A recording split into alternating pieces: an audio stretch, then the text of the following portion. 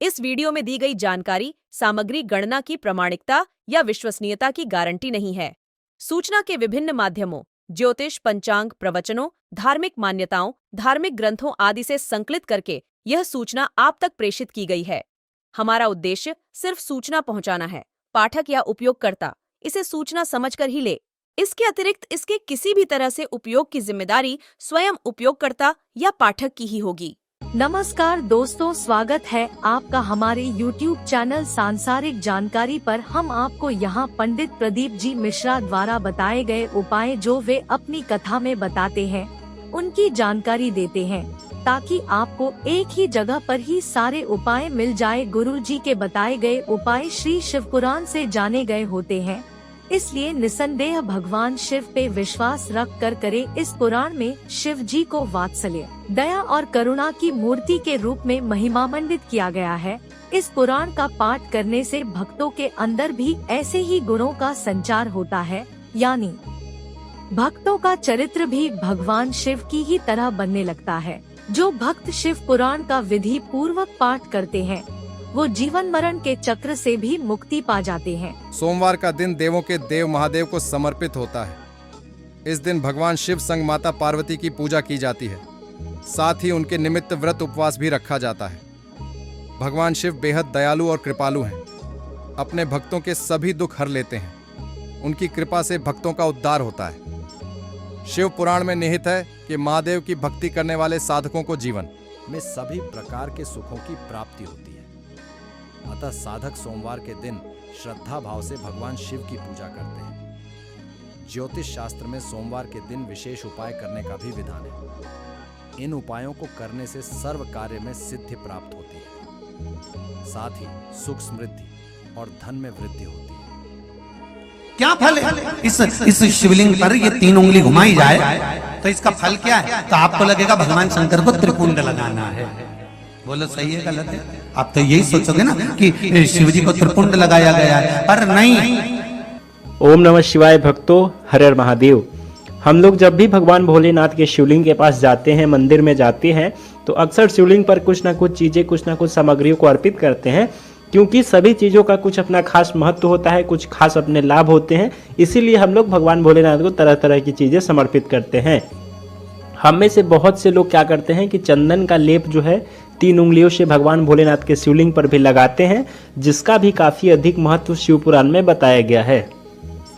आज की इस वीडियो में पंडित प्रदीप मिश्रा बता रहे हैं कि यदि हम शिवलिंग के ऊपर 3 उंगली से चंदन का लेप लगाते हैं, 3 जो लाइन बनाते हैं अपनी उंगलियों से, तो आखिर उसका हमें कौन सा फल मिलेगा।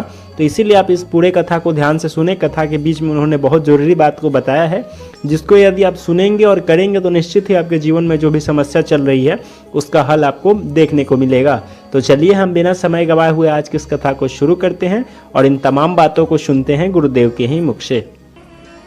एक भक्त ने प्रश्न किया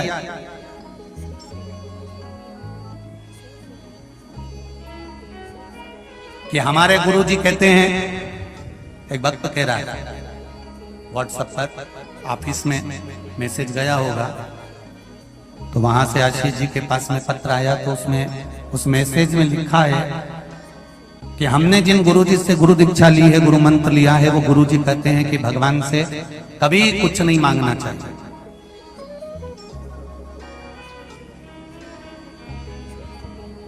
और सीहोर वाले महाराज हमेशा कहते रहते हैं कि भगवान से कहो, भगवान से कहो, भगवान से कहो। तो फिर हम उनकी सुने कि इनकी सुने? तो हमारा निवेदन है, जिसने आपको गुरु मंत्र दिया है आप उसकी सुने। और हमारी शिव महापुराण की कथा तो कहती है, बेटा जब रोटी खाने बैठता है ना, और मां अंदर काम कर रही होती है, और बेटा जब रोटी खाने बैठता है और रोटी खाते खाते बेटा आवाज लगा कर कहता है, मम्मी, मां आई, आज दाल अच्छी बनी है, एक रोटी और लाओ मां, आज अमरस अच्छा बनाया है, लौंजी अच्छी बनी है, एक रोटी और लाना मां। मां दौड़ कर रोटी लाकर देती है। मां बेटे की थाली में 4 रोटी एक साथ कभी नहीं रखती। पत्नी में और माँ में जमीन और आसमान का अंतर होता है। पत्नी पति की थाली में पहले ही 2 रोटी रख देती है, पर माँ अपने बेटे की थाली में कभी 2 रोटी नहीं रखती, वो एक ही रखती है। क्यों? क्योंकि बेटा मुझे पुकारे और कहे माँ 1 रोटी और लाना, तो माँ का चेहरा प्रसन्न हो जाता है, रोटी परसने के लिए भाग जाती है। पत्नी पति की थाली में 2 रोटी रख रही है क्योंकि बार बार देने जाना पड़ेगा, इतनी देर मेरा व्हाट्सएप छूट जाएगा। और मां बेटे की थाली में 1 रोटी रखती है कि बेटा बार बार मुझे पुकारे, बार बार मुझे बुलाए, और बेटा मुझे बार बार बुलाएगा, बेटा मुझे बार बार पुकारेगा, तो माँ खुश होकर उसको दाल देने जाएगी, उसको रोटी देने जाएगी। बेटा खुश होकर माँ को पुकारेगा, माँ दौड़ कर आएगी और भोजन देने का प्रयास करेगी। वो माँ होगी। बस उसी तरह शिव महापुराण की कथा कहती है, जैसे एक माँ का नाम लेकर बेटा बार बार पुकारता है और माँ उसको बार बार देती है, उसी तरह जब संसार में जन्म लेने वाला मनुष्य मेरे देव अधिदेव महादेव को पुकारता है, तो महादेव भी बार बार आकर देकर प्रसन्न होता है। आप में से कितने लोग हैं जो शंकर जी के मंदिर में जाकर चंदन की 3 उंगलियां शिवलिंग पर घुमाते हो ना? शिवलिंग पर 3 उंगली, तो ये 3 उंगली घुमाने का फल क्या है?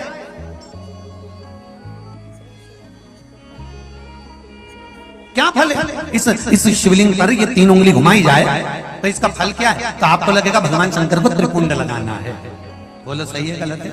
आप तो यही सोचोगे ना कि शिव जी को त्रिपुंड लगाया गया है, पर नहीं। शिव महापुराण की कथा कहती है, इसमें आप अगर विद्धेश्वर संहिता को या पार्वती खंड को निकालोगे, या आप स्कंद पुराण का या लिंग पुराण की कथा को उठाकर देखोगे, तो उसमें वर्णन आता है जब कोई पुरुष, नारी या बच्चा अगर चंदन लेकर गया है, अष्टगंध लेकर गया है, या जल चढ़ाने के बाद चंदन भी नहीं है, अष्टगंध भी नहीं है, लाल चंदन भी नहीं है, और मात्र उंगली से 3 लाइन खींचता है, उसका मतलब त्रिपुंड लगाना नहीं होता। उसका मतलब होता है कि उसने एक पार्थिव शिवलिंग का निर्माण कर पूजन कर ली है। यह फल प्राप्त, उसका फल ये प्राप्त होता है।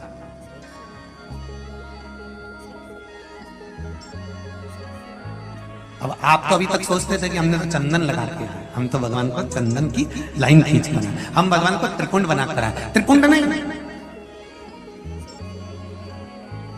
भगवान शंकर को आपने त्रिपुंड लगाया वो अपनी जगह पर, भगवान शंकर को जो आपने 3 लाइन खींची है, हाथ का जो स्पर्श कर कर घुमाया है, इससे पार्थिव शिवलिंग के निर्माण का फल प्राप्त हो जाता है।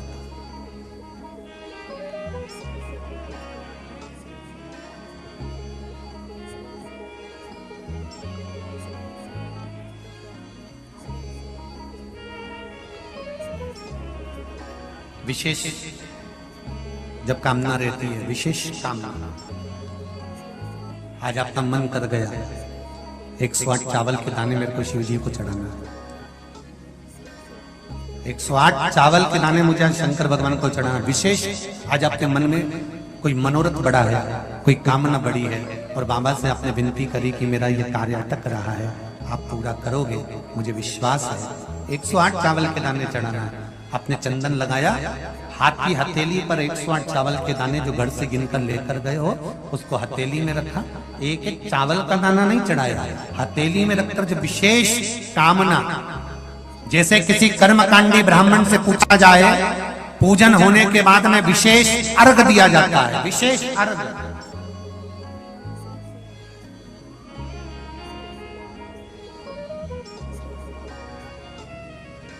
उसी तरह विशेष कामना के लिए एक पत्र में आया विशेष कामना का फल, किसी ने सुन लिया था।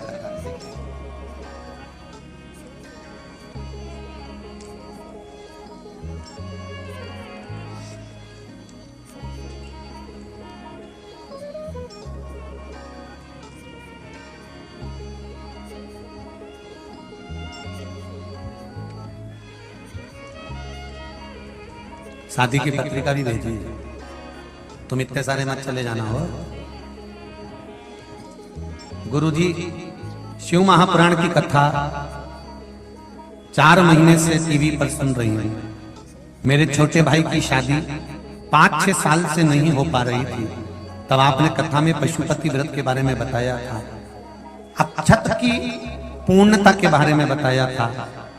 मैंने मेरे भाई के लिए करा और बाबा की कृपा से मेरे भाई की शादी 26 जून की है। मैं शिव बाबा को पत्रिका देने के लिए आया, निमंत्रण पत्र भी ऐसे, पत्रिका भी विशेष अर्घ की महत्वता जैसे है, उसी तरह अक्षत की महत्वता विशेष। 108 अक्षत के दाने हाथ में हो और आपकी कामना कर कर जिस कार्य के लिए आपने बाबा को आज स्पर्श किया है, हाथ में लेकर जहां आपने चंदन लगाया है उसी जगह पर हथेली से बाबा को चंदन वाले स्थान पर उस 108 चावल के दाने को रख देना चाहिए, छोड़ देना चाहिए या लगा देना चाहिए। विशेष अर्घ का महत्व किसी कर्मकांडी ब्राह्मण से अवश्य पूछना कि उसका फल क्या होगा। विशेष अक्षत का महत्व शिव महापुराण की कथा का विशेष। अब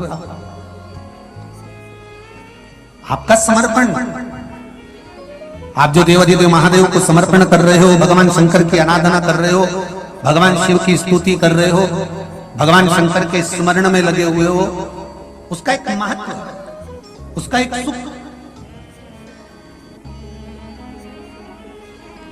शिव पुराण कर रही है, शंभो शरणे पड़ी मांगू घड़ी रे दुख काटो दया करी निदर्शन आपो दया करी निदर्शन। 108 चावल के दाने लेकर, तो यहां मात्र स्पर्श की मूलता कर दी। ध्यान रखिएगा। तो जो पत्र लिखे हैं और पत्र में उन्होंने लिखा कि हमारे यहाँ हमने ऐसा सुना है कि शिवलिंग, गर्भवती नारी शिवलिंग का स्पर्श या शिवलिंग की पूजन नहीं कर सकती, तो उसको कृष्णेश्वर महादेव, 12 ज्योतिर्लिंग में से एक ज्योतिर्लिंग है कृष्णेश्वर महादेव। कृष्णेश्वर महादेव की पूर्ण कथा का स्मरण कराइएगा कि स्वयं सुधर्म नाम का ब्राह्मण अपनी पत्नी से कह रहे हैं कि अगर अब आपसे बालू का शिवलिंग नहीं बनता, मिट्टी का शिवलिंग नहीं बनता, तो एक काम करिए, अब आप बालू के शिवलिंग की जगह, मिट्टी के शिवलिंग की जगह, पार्थिव शिवलिंग की जगह एक काम करना कि आप किसी मंदिर में जाकर शिवलिंग का मात्र स्पर्श कर लेना, भी केवल स्पर्श कर लेना भी पार्थिव शिवलिंग के निर्माण का फल है। केवल स्पर्श।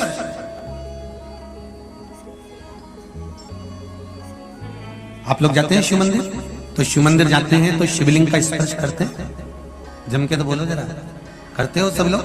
तो शिवलिंग का मात्र स्पर्श, केवल छूना नहीं है। स्पर्श का मतलब होता है शंकर भगवान को आप चंदन ले गए हो कि नहीं ले गए हो, अष्टगंध ले गए हो कि नहीं ले गए हो, पर ये तो मुझे विश्वास है कि 1 लोटा जल लेकर जरूर जाते हो।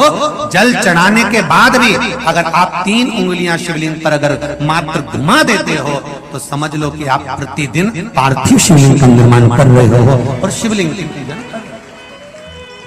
प्रतिदिन आप शिवलिंग का स्पर्श मात्र घुमाने पर ही पार्थिव शिवलिंग का निर्माण कर रहे हो।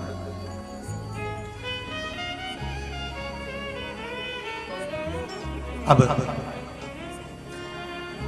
जिसके मन में संशय है कि शिव जी का गर्भवती नारी पूजन न करे, और ऐसा जिसने बताया है ना, तो उसको जरूर एक बार पकड़ के लेकर आना और बताना कि भाई कौन सी पुराण में किस जगह लिखा है कि ये शिवलिंग का यहाँ पर दर्शन नहीं करना चाहिए, उसका वर्णन होना चाहिए। अगर शिव महापुराण की कथा में से कोई भी चीज चढ़ाने की बात करते हैं, जैसे काली मिर्ची चढ़ाने का बोला, तो उसका भी प्रमाण शिव महापुराण में है। आप छाट सकते हो, निकाल सकते हो, देख सकते हो। गेहूं के दाने का प्रमाण शिव महापुराण में है। अरहर की दाल का प्रमाण शिव महापुराण में है। दुर्वा के जल का प्रमाण शिव महापुराण में है, डाब के प्रमाण शिव महापुराण में है, चावल का प्रमाण शिव महापुराण में है। कौन कौन सी चीजों से भगवान शंकर के शिवलिंग का निर्माण होता है, यहां तक वर्णन करा गया कि भस्म से निर्मित शिवलिंग का भी पूजन हमारे यहां शिव महापुराण में वर्णन है।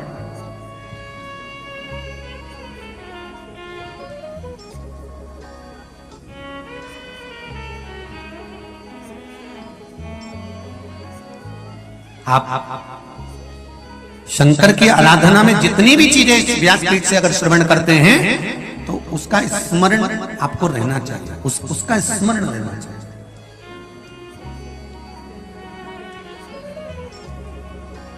महाराज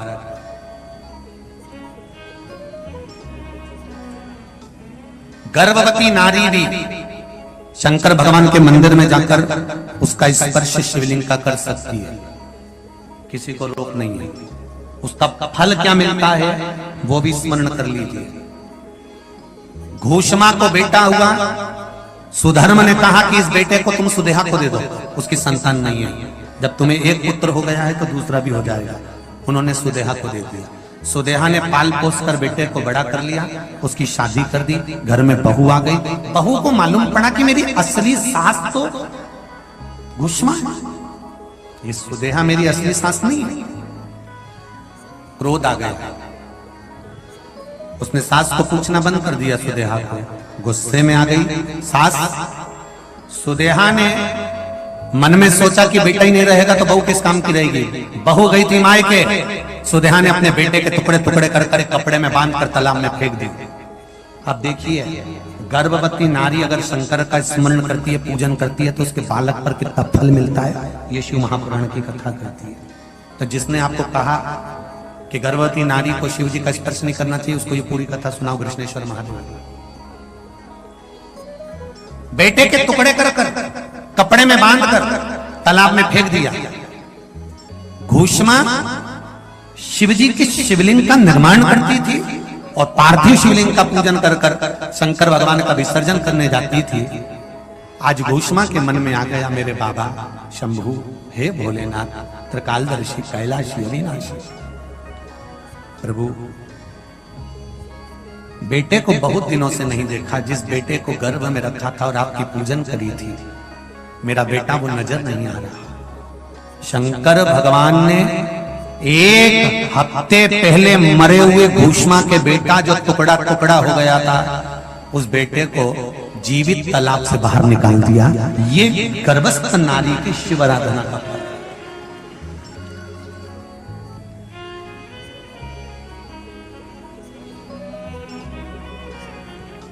फिर कहेंगे शक्कर रात को खाओ तो भी मीठी लगेगी, दिन में खाओ तो भी मीठी लगेगी। शिव नाम, शिव महापुराण की कथा आपकी मर्जी पड़े तब श्रवण करो। शंकर के मंदिर में जब तुम्हारा मन पड़े तब जाओ। हाँ, आजकल ब्राह्मण देवताओं ने थोड़ा सा नियम बना दिया कि इतनी बजे तक जल चढ़ाएंगे, इसके बाद नहीं चढ़ाएंगे। पर मेरे शंकर भगवान का पहले मंदिर में कोई कपाट नहीं होता था। शिव जी का जो मंदिर होता था उसमें दरवाजे का कोई काम नहीं होता था। मेरा शंकर तो अड़भंग है, उसके दरवाजे पर कपाट नहीं है, उसके मन में कपट नहीं है और उसके भक्त के मन में झंझट नहीं है। तो दोस्तों, यहाँ पे हमारी वीडियो समाप्त हुई। उम्मीद करती हूँ हमारी ये जानकारी आपको जरूर पसंद आई होगी। हमारी वीडियो को लाइक जरूर करें और हमारे चैनल को सब्सक्राइब और शेयर करना ना भूले। जय श्री राम,